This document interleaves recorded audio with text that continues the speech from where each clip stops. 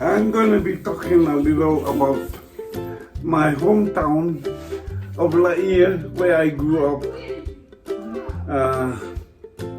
years ago. Right now, I'm only 88 years old. Anyway,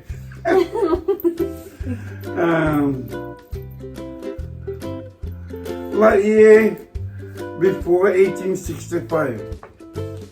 Well, Laie was like a wasteland, you know. Where the town is today was all swampy and windswept, and a lot of people lived at the foothills. And today we have a street called Pu'uahi Street, and Pu'uahi means hill of fire. When the people at the foothills wanted to come fishing, they would send a runner down, and the trail was called Pu'uahi Trail. Today is a street. So they come down the trail and go down the beach, and the person who came down, the guy who came down would look at the ocean, see how the fish was running, and if everything was favorable, he would gather wood and go up on the sand hill and light a fire. And the fire was a signal for the people up in the foothills to come down and fish. They came down and fished for about 1 week or 2 weeks and dry the fish and stuff like that. And then fish more before they went home and take some fresh fish home. And so that trail today is called Pu'uahi Street. It runs from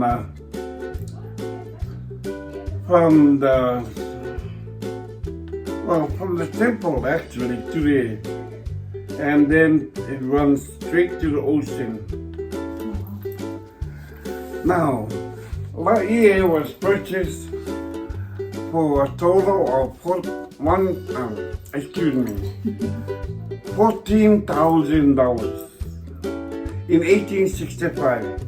$14,000 for a total of 6,000 plus acres.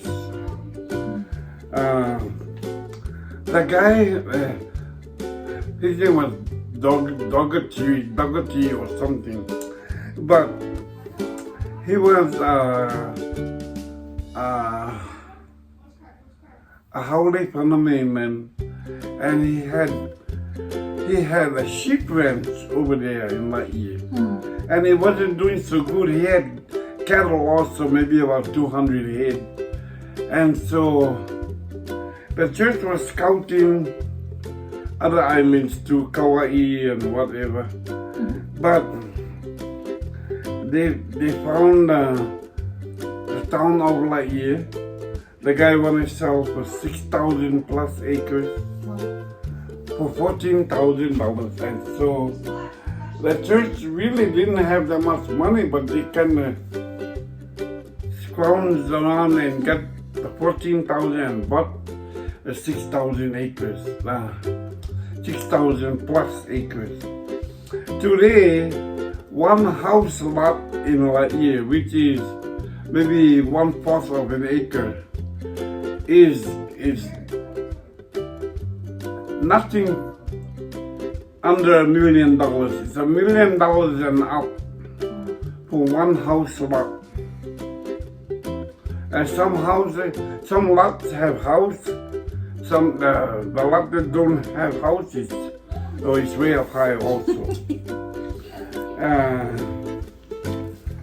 Now, the church first bought land on the island of Lanai. They own a lot of land in Lanai, and they settled Lanai over there. But there was this guy by the name of Walter Murray Gibson. He was sent by Brigham Young to open the gospel to preach to the Japanese in Japan. While he's sailing to Hawaii to get on another ship to go to Japan, well, he saw the islands was greener. Hawaii had greener pastures than Japan, and so he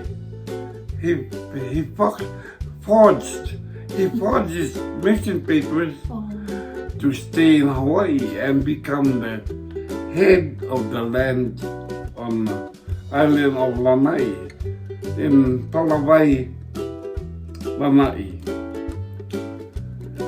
But he wasn't a good man. He was sort of a cook, I guess you would call him. And he went to Lanai and he told the people that Brigham Young had sent him there to take over the settlement, the colony, and so he took it over. And if there was a guy that held a priesthood, maybe if he was an elder and he wanted to be a high priest, he would charge them about $20 to become high priest, and he would ordain them to be high priest, and all the money he made, he kept it for him. He didn't send it to Salt Lake, and so he wasn't living a good life. And so he wasn't living a good life compared to the other leaders, early leaders who were in Hawaii. And so the guy who became the first baptism in Hawaii, his name was Jonathan Napela. And Napela saw the difference in this guy, Walter Mary Gibson. He wrote a letter to Brigham Young, reporting to Brigham Young what this Gibson was doing on Lanai. And so Brigham Young gathered about six priesthood holders, and one of them was Joseph F. Smith. Joseph F. Smith was in Hawaii, I think, on 2 missions, and this was his 3rd mission, I think. And Joseph F. Smith was the youngest in the group of 6, but because he spoke the language fluently, Brigham Young put him in charge of the group. And they came over to Lanai, and they held a church court and had Walter Mary Gibson appear in the church court, and they told him they wanted all the lands back that he had bought and stuff with the church money. And Walter Mary Gibson refused to give anything back, land or money. And one of the 6, I don't know which one of the in the group, 6 in a group, told Walter Mary Gibson, because he didn't want to give anything back, and because he's keeping everything, the day will come when he will die in the gutter. And when he died, they found him in the gutter, in the rain. He was dead. Anyway, after he cheated the colony in Lanai, he wiggled his way into the monarchy of Hawaii, and he made himself to be an advisor to the royal people. And anyway, he died afterwards. So the church didn't have a gathering place. They had to look for another place. And so they looked around and they found that the village of Laie, Hawaii was for sale by the owner, a sheep rancher. He didn't have enough water for his sheep and stuff like that. And so after the church bought it, they got to drill wells and stuff. And today there's about, maybe in Laie there's about 25 wells all over the place. A lot of the wells are capped, but the water that's being used for the community today is all pumped up in a big tank that was put up by the labor missions in the early 60s.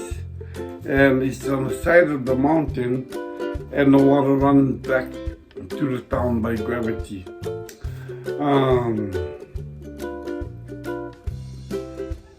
So they had an old big chapel. This is the chapel over here, and this is the social hall for this chapel. But this one is on the next block from the chapel. And this chapel, they were going to repaint it, so they put sand in the paint in the olden days, and then they paint the building. So to get the old paint off, they have to blow it, use gas torch and heat up the paint on the wall, and then get a hammer and tap the wall, and the old paint will fall off. And then when they all cleaned up, then they would repaint the building. But because Hawaii is terrible with termites, the building was built in I think after 1865, and then it caught on fire. And I remember the day it caught on fire. I was about, I was born in 36, 37, 38, 39, 40. I was about 4.5 years old.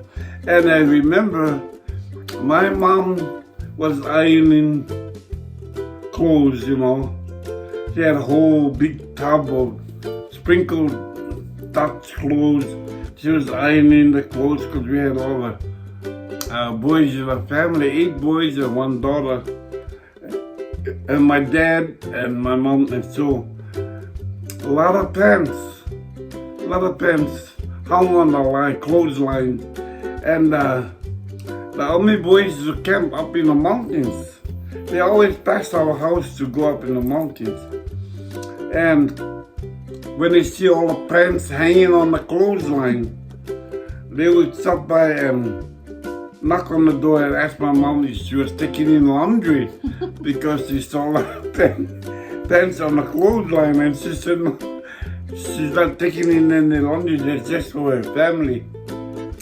And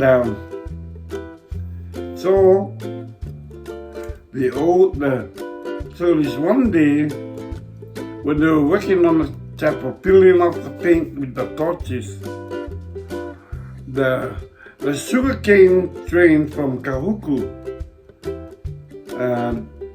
went at across of the chapel, maybe about 1 block across.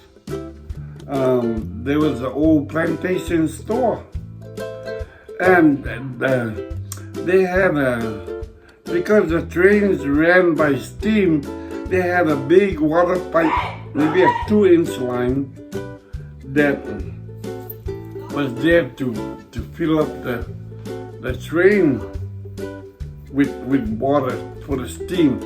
So the train came there and stopped on the fields and was refilling the water for the steam engine. And they saw the fire burning the chapel, and the train started to blow its whistle.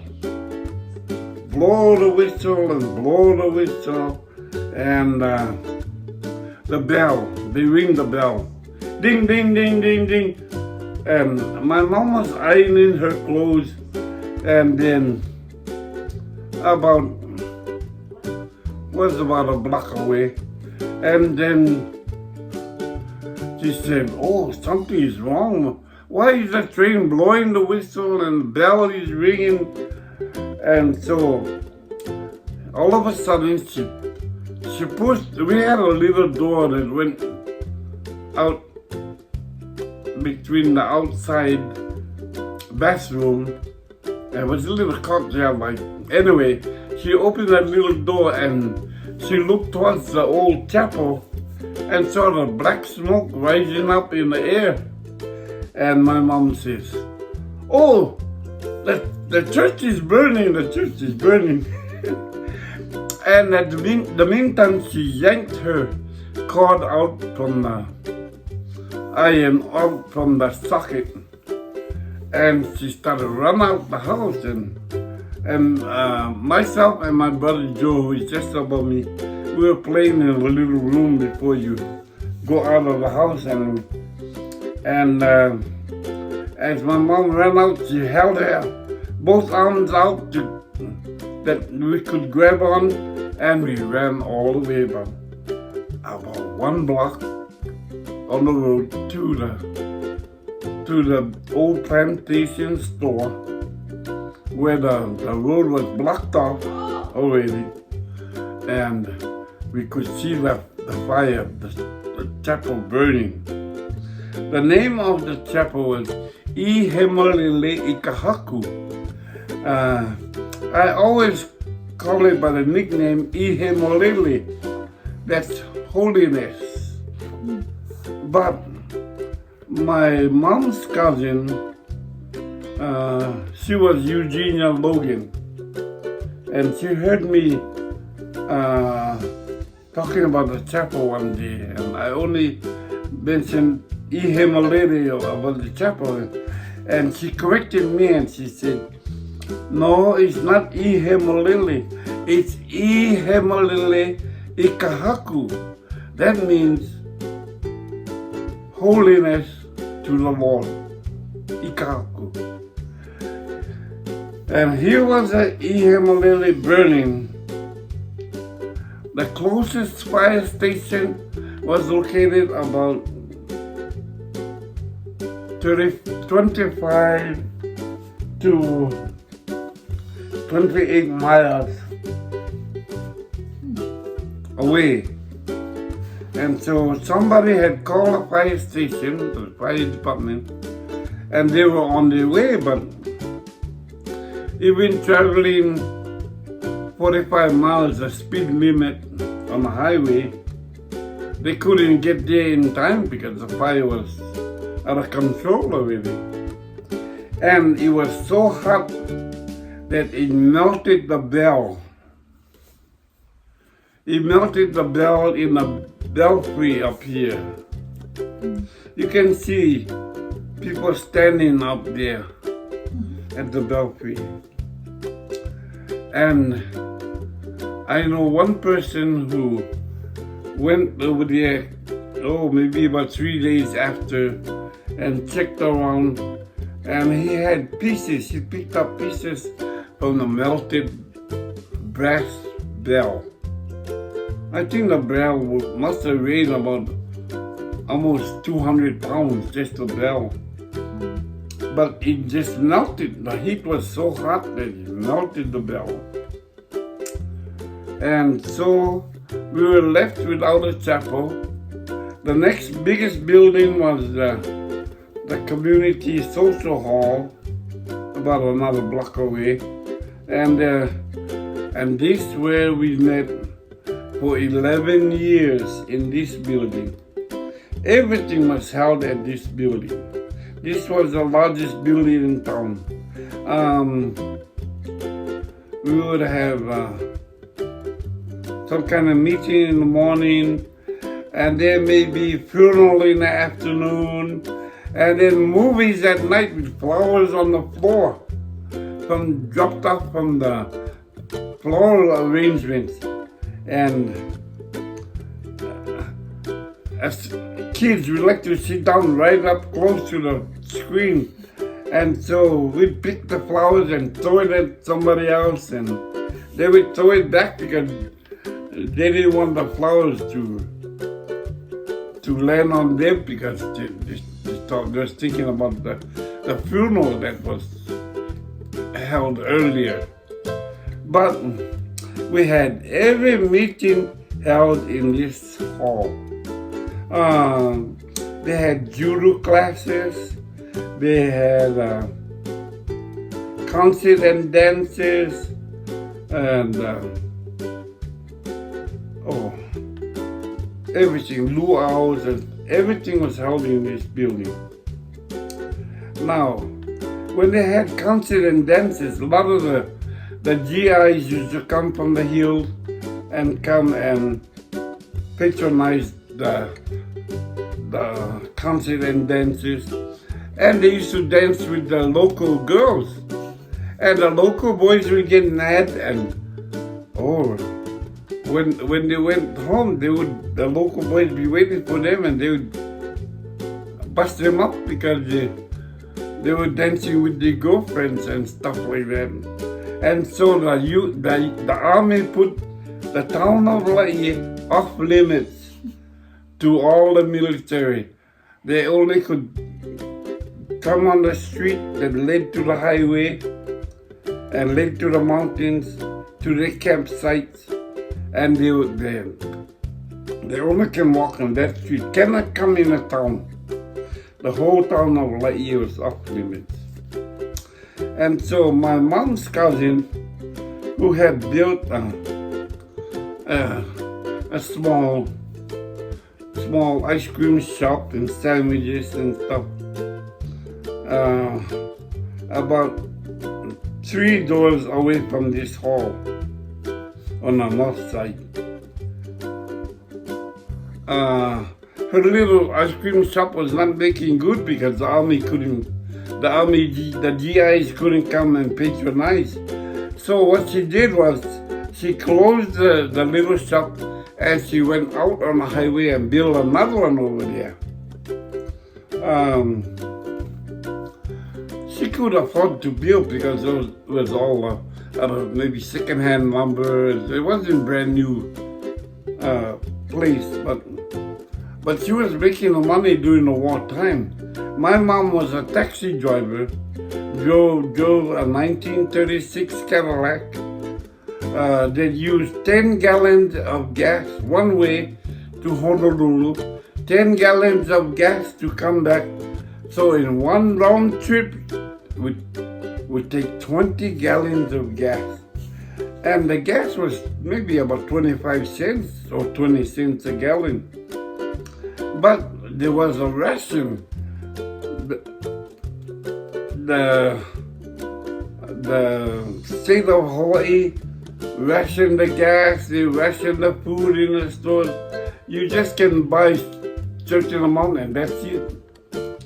And so, my dad at the same time he was working at Pearl Harbor.